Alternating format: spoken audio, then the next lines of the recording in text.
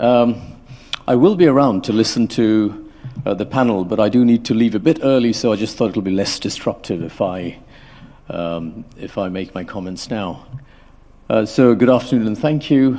First of all, Mr. Anando, really enjoyed your presentation. And actually all the slides, these are probably some of the most evidence-based and action-driven material that I've seen so far, so it's very easy for us to, the ease of doing business with these slides is quite high, so thank you for that. Let me take your point about the similarities between Bangladesh and Japan.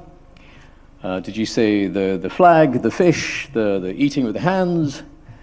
I would also say that there are some interesting opposites that should also make us attractive to each other. As they say, opposites attract. And in the economic field, they attract very strongly because that's where you create new value. You have things that we don't have, and we have things that you don't have. I have been going to Japan very frequently over the years, and there was a time in my investment banking career I had a big team in Tokyo, which required that I be there at least once a month. So I was at Barclays and at UBS. At Barclays, the Tokyo office used to be in Otemachi, just outside the station. And then after we acquired Lehman Brothers, we moved to Roppongi. And so between the two, I used to travel quite a bit. I also started going quite frequently when Abenomics became a thing. Do you remember that? When Prime Minister Abe first came about, I don't know if it's still fashionable to talk about that, but I really liked the framework of the three arrows of Abenomics. You had monetary policy, fiscal policy, and structural reforms. And in many ways, what we're trying to do here is the third arrow of Abenomics, in a context where the first two arrows are very different for us. So if you have an aging population, we have a young and population that's getting younger over time, at least for the next decade or so. So I believe the median, the average Japanese, is about 22 years older than the median Bangladeshi. One of the macroeconomic consequences of that is you have a disinflationary, deflationary environment. We're clearly fighting inflation over here. You have a savings rate, which is one of the highest in the world, and a pool of savings looking for deployment opportunities, whereas over here we have fundamentals that need to be turned into investable projects, but once we do that, then that should be one of the attractive destinations for that pool of savings that you have as a country, because the domestic rate of return is quite low.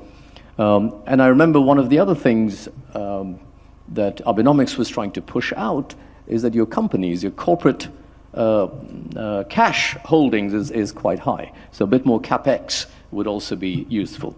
So at a macroeconomic levels, if you bring these two economies together, you have 1 + 1 greater than 2, because it's almost a perfect demand and supply matching at that level.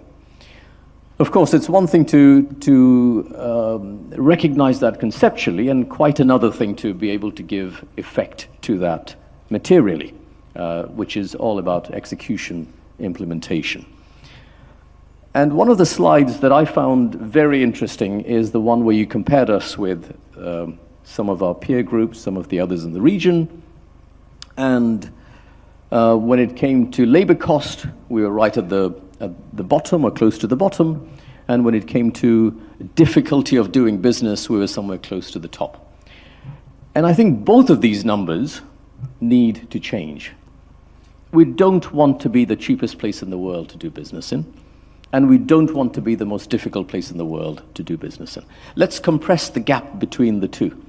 Let's create a combination where we are an easier place in the world to do business with, but with the right regulations, with the right standards, the labor standards, sustainability standards, so that wages rightfully can go up as well, because it comes with productivity. individual productivity, but also total factor productivity. So let's work towards that. I know that Japanese, the entire ecosystem, from the government through your agencies to your companies, are extremely consistent, long-standing, permanent friends, partners of Bangladesh in that. So that's the destination. And thank you for joining us on this journey, and see you around. Thank you very much.